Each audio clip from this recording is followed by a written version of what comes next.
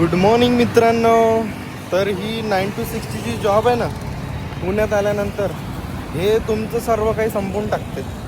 तुम्ही जर असं म्हणजे विचार करत असाल कधी पुण्याला यायचं, 9 to 6 जॉब करू, मस्त पैसे कमावू, इंडिव्हिज्युअल लाईफ जगू, घरच्यांपासून दूर होऊ, तर हे काही नाही आहे. माहीत आहे का, ॲट दी एंड तुमचं फक्त इथं येऊन तुमचे जे काही एक्सपेन्सेस आहेत ते वाढतील. ठीक आहे, तुम्हाला मोठ्या मोठ्या गोष्टी करायची इच्छा होतील, बट ॲट दी एंड काहीच नाही याच्यामध्ये.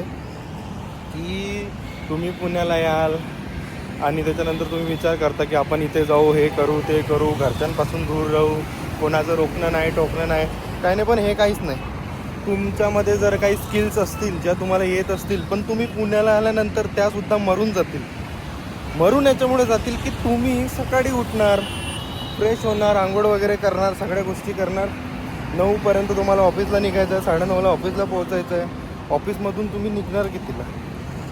ऑफिसमधून तुम्ही निघणार 6-6:30 वाजता ऑफिसमधून निघणार.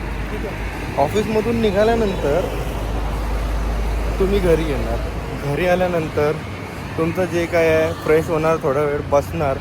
त्याच्यानंतर तुमचं काय जेवायचं, की जेवण वगैरे बनवणार. आणि बॅचलर लोकांचं जेवण तर स्वतःलाच बनवावं लागते, माहिती असेल तुम्हाला. ठीक आहे. तर ह्या सगळ्या गोष्टींमध्ये तुम्ही एवढं गुंतून जाणार, एवढं अडकून जाणार.